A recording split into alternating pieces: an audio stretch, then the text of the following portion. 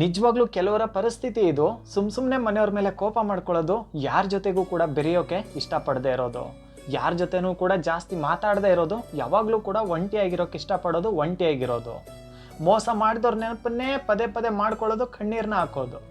ಕೆಲವೊಂದು ಸಲ ಯೋಚನೆನೂ ಹಿಂಗೆ ಬರುತ್ತೆ ಅವ್ರ ತಲೆಯಲ್ಲಿ, ಲೋಕನೇ ಮೋಸದ ಪ್ರಪಂಚ, ಈ ಪ್ರಪಂಚನೇ ಮೋಸ, ಈ ಮೋಸದ ಪ್ರಪಂಚದಲ್ಲಿ ನಾನು ಯಾಕೆ ಬದುಕಬೇಕಂತ ಕೂಡ ಯೋಚನೆ ಮಾಡೋದು. ಈ ಥರ ಯೋಚನೆ ಮಾಡಿಕೊಂಡು ತುಂಬ ಜನ ನಾನು ಡಿಪ್ರೆಷನ್ ಹೋಗ್ಬಿಟ್ಟಿದ್ದೀನಿ, ಇದರಿಂದ ನನಗೆ ಈಚೆ ಬರೋಕ್ಕಾಗಲ್ಲ, ಈ ಮೋಸದ ಪ್ರಪಂಚದಲ್ಲಿ ನಾನು ಬದುಕಲೇಬಾರ್ದು, ನಾನು ಏನಾರ ಮಾಡ್ಕೊಂಬಿಡೋಣ ಅಂತ ಕೂಡ ಕೆಲವರು ನಿರ್ಧಾರ ಮಾಡ್ತಾ ಇದ್ದಾರೆ.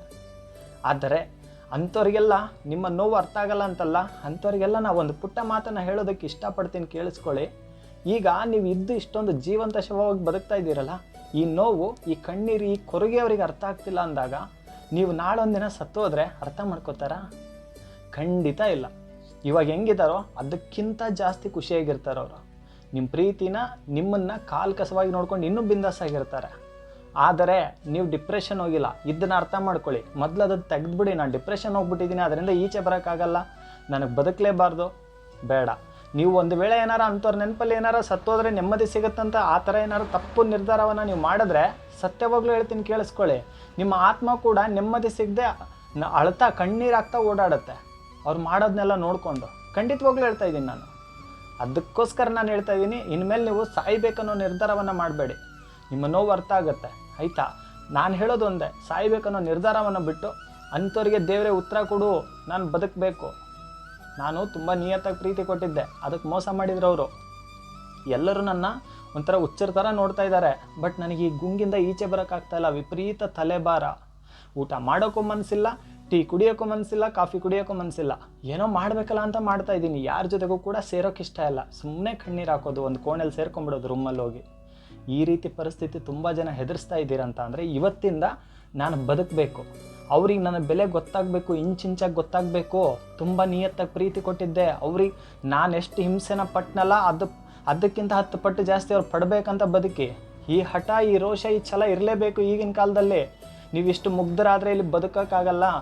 ಈ ವಿಡಿಯೋ ಮಾಡ್ತಿರೋ ಉದ್ದೇಶ ಏನಂತ ಅಂದರೆ, ಏನೋ ವ್ಯೂಸ್ ಬಂದುಬಿಡಲಿ ಅದಲ್ಲ, ನನ್ನ ಉದ್ದೇಶ ಒಂದೇ, ನೀವು ಈ ನೋವಿಂದ ಈಚೆ ಬನ್ನಿ, ಈ ಸತ್ಯವನ್ನು ಅರ್ಥ ಮಾಡ್ಕೋಬೇಕು. ನೀವು ಬದುಕಬೇಕನ್ನೋ ಒಂದು ಕಾರಣದಿಂದ ನಿಮ್ಮಲ್ಲಿ ಒಬ್ಬನಾಗಿ ಈ ವಿಡಿಯೋನ ಮಾಡ್ತಾ ಇರೋದು ನಾನು, ನಿಮ್ಮ ನೋವು ಅರ್ಥ ಆಗಿರೋದ್ರಿಂದ ಅಷ್ಟೇ ನನಗೆ. ಆದರೆ ನಾನು ಹೇಳೋದೊಂದೇ, ಇವತ್ತಿಂದ ಬದುಕೋ ಛಲವನ್ನು ತಗೊಳ್ಳಿ. ನೀವು ಒಂದು ಬದುಕಬೇಕನ್ನೋ ಒಂದು ಆಸೆನ ಹುಟ್ಟಿಸ್ಕೊಳ್ಳಿ. ನಾನು ಬದುಕಬೇಕಲ್ಲ, ಬೇರೆಯವರೆಲ್ಲ ಎಷ್ಟು ಚೆನ್ನಾಗಿರ್ತಾರೆ ನೋಡು, ಇರೋದೊಂದು ಜೀವನ ನಾನು ಯಾಕೆ ಹಿಂಗೆ ಹಾಳು ಮಾಡ್ಕೋತಾ ಇದ್ದೀನಿ? ನಿಜ ಅಲ್ವಾ? ಆ ಹುಡುಗ ಹೇಳ್ತಿರೋದು ನಿಜ ಅಲ್ಲ ಅಂತ ನನ್ನ ನೋಡಿ ಅರ್ಥ ಮಾಡ್ಕೊಳ್ಳಿ ಸ್ವಲ್ಪ. ನಾನು ಹೇಳ್ತಿರೋದು ಇಷ್ಟೇ. ಬೇರೆಯವರೆಲ್ಲ ನಿಮ್ಮ ಬಗ್ಗೆ ಏನಾದರೂ ಮಾತಾಡ್ಬೋದು, ನಾನು ಅದ್ರ ಬಗ್ಗೆ ಮಾತಾಡೋಕ್ಕೆ ಹೋಗಲ್ಲ. ಆದರೆ ನಾನು ಹೇಳೋದೊಂದೇ, ನಿಮ್ಮ ನೋವು ಅರ್ಥ ಆಗಿದೆ, ನಿಮಗೂ ಕೂಡ ಒಂದು ಮನಸ್ಸಿದೆ, ನೀವೇನು ಕೆಟ್ಟೋರಂತ ನಾನು ಹೇಳ್ತಾ ಇಲ್ಲ, ನಿಮ್ಮಲ್ಲಿ ಒಂದು ಮನಸ್ಸಿದೆ, ಆ ಮನಸ್ಸಲ್ಲಿರೋ ನೋವು ನನಗೆ ಅರ್ಥ ಆಗಿದೆ, ಆಯಿತಾ? ಈ ವಿಡಿಯೋ ನಿಮ್ಮವ್ರಿಗೂ ಬಂದಿದೆ ಅಂತ ಅಂದರೆ ನಿಮ್ಮ ಜೀವನ ಬದಲಾಗೋ ಒಂದು ಸಮಯ ಬಂದಿದೆ. ಯಾರೆಲ್ಲ ನಿಮ್ಮ ಬಗ್ಗೆ ಕೀಳಾಗಿ ಮಾತಾಡಿದ್ರೋ, ಯಾರೆಲ್ಲ ನಿಮಗೆ ನಂಬಿಸಿ ಕತ್ತು ಕೊಯ್ಯಂಥ ಕೆಲಸ ಮಾಡಿದ್ರೋ, ಅವರೆಲ್ಲ ಕೂಡ ಇನ್ನು ಮುಂದಿನ ದಿನಗಳಲ್ಲಿ ತುಂಬಾ ಅನುಭವಿಸ್ತಾರೆ. ಅವರ ಸಮಯ ಶುರುವಾಯಿತು, ನಿಮಗೆ ಒಳ್ಳೆ ಸಮಯ ಶುರುವಾಯಿತು. ನಿಮಗೆ ಆ ದೇವರು, ನೀವೇನಾರು ಬದುಕಬೇಕನ್ನೋ ಆಸೆ ತೊಗೊಂಡಿದ್ದೆ ನಿಜ, ಆದರೆ ಇವತ್ತಿಂದ ಆ ದೇವರು ನಿಮಗೆ ಅವನ ಹೃದಯದೊಳಗೆ ಸ್ಥಾನವನ್ನು ಕೊಡ್ತಾನೆ. ಅವರಿಗೆ ಕರ್ಮದ ಬಾಗಲನ್ನ ತೆಗೆದು ಎಳ್ಕಂತಾನೆ ಅವ್ರನ್ನ. ಬೇಡ ಅಂದರೂ ಕೂಡ, ನೀವೇನಾದರೂ ನಾನು ಇಷ್ಟಪಡೋ ಜೀವ ಚೆನ್ನಾಗಿರಲಿ ಅಂದರೂ ಕೂಡ ಇವರೇ ಬಿಡಲ್ಲ, ದೇವರು ಪಕ್ಕಾ ಶಿಕ್ಷೆನ ಕೊಡ್ತಾನೆ.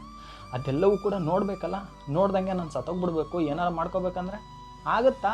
ಅಷ್ಟೇಡಿಗಳ ನೀವು ಆಗಬಾರ್ದು, ಅಷ್ಟೇಡಿಗಳು ನೀವು ಆಗಬಾರ್ದು, ಅಷ್ಟೇ ನಾನು ಹೇಳೋದು. ನೀವು ತುಂಬ ಚೆನ್ನಾಗಿರಬೇಕು ಅಲ್ರಿ. ನಿಯತ್ತಾಗಿದ್ದವ್ರು ನೀವು ಯಾಕ್ರಿ ಸಾಯ್ತೀರಾ? ಮೋಸ ಮಾಡಿ ಮತ್ತೊಬ್ಬರ ಜೊತೆ ಏನೋ ನೀವು ಪರಿಚಯನೇ ಇಲ್ಲ ಅನ್ನೋ ರೀತಿ ಅವ್ರು ಇದ್ದಾರಂದರೆ, ನೀವು ಬದಲಾಗಬೇಕಿನ್ಮೇಲೆ ಬದಲಾಗ್ತೀರಾ, ಬದಲಾಗಲೇಬೇಕು.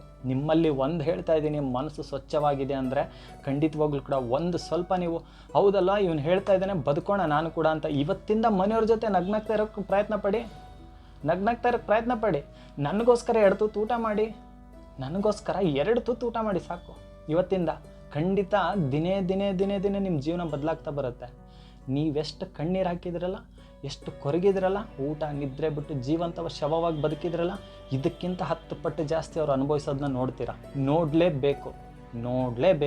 ಮಾತ್ರ ಹೇಡಿಗಳಾಗಬೇಡಿ. ಇಂಥವಕ್ಕೆಲ್ಲ ಸೋತು ನಾನು ಜೀವನನೇ ಕಳ್ಕೊಬೇಕು, ಜೀವನೇ ಹೋಗ್ಬಿಡ್ಲಿ ನಂದು, ದೇವರೇ ಕರ್ಕೊಂಬಿಡು ನನ್ನ, ಬೇಕಾಗಿಲ್ಲ, ನಾನು ಒಪ್ಪಲ್ಲ. ಯಾಕೆ ಇಷ್ಟೊಂದು ಇದು ಹೇಳ್ತಾ ಇದ್ದೀನಿ ಅಂದರೆ, ನೀವು ನನ್ನ ಕುಟುಂಬದಲ್ಲಿ ಒಬ್ಬರು, ನಾನು ನಿಮ್ಮ ಕುಟುಂಬದಲ್ಲಿ ಒಬ್ಬನು, ನಿಮ್ಮ ಜೊತೆಗೆ ನಾನು ಇದ್ದೀನಿ. ಇನ್ಮೇಲೆ ನಗ್ನಾಗ್ತಾ ಇರಬೇಕು. ಹೆಣ್ಮಕ್ಳಾಗಿರಲಿ ಗಂಡು ಮಕ್ಕಳಾಗಿರಲಿ, ನಿಯತ್ತಾಗಿ ಯಾರು ಪ್ರೀತಿ ಕೊಟ್ಟು ಮೋಸ ಹೋಗಿರ್ತೀರೋ, ಮೋಸ ಹೋದವ್ರು ಯಾವತ್ತೂ ಕೂಡ ಸಾಯ್ಬೇಕನ್ನೋ ನಿರ್ಧಾರವನ್ನು ಮಾಡ್ಕೋಬೇಡಿ. ಬದುಕಬೇಕನ್ನೋ ಛಲವನ್ನು ತಗೊಳ್ಳಿ. ಖಂಡಿತವಾಗ್ಲೂ ಕೂಡ ಗೆಲ್ಸೋ ದೇವರು ನಿಮ್ಮನ್ನು ಯಾವತ್ತೂ ಕೂಡ ಕೈ ಬಿಡೋದಿಲ್ಲ. ಇವಾಗ ದೇವ್ರು ಎದಕ್ಕೆ ಕಣ್ಣು ಮುಚ್ಕೊಂಡು ಕೂತಿದ್ದಾನಂತ ನಿಮ್ಗೆ ಅನಿಸ್ತಾ ಇದೆ ಅಂತ ಅಂದರೆ, ನೀವು ಕಣ್ಣೀರು ಹಾಕೋದನ್ನ ಬಿಡ್ತಾ ಇಲ್ಲ. ನಿಮ್ಮ ಕಣ್ಣೀರು ಪ್ರತಿ ಹನಿ ಕೂಡ ನಿಮಗೆ ಸೋಲು. ನಿಮ್ಮ ನಗು ನಿಮ್ಮ ಗೆಲುವಾಗಿರುತ್ತೆ. ನೀವು ಅಳ್ತಾ ಇದ್ದರೆ ಸೋಲ್ತಾನೆ ಇರ್ತೀರಾ, ನಗ್ತಾ ಇದ್ದರೆ ಗೆಲ್ತಾನೆ ಇರ್ತೀರಾ. ಈಗ ನೀವು ಅಳ್ತಾ ಇದ್ದೀರಂತ ಅವ್ರು ಅಷ್ಟೊಂದು ಬಿಂದಾಸಾಗಿ ನಗ್ನಾಗ್ತಾ ಇದ್ದಾರೆ.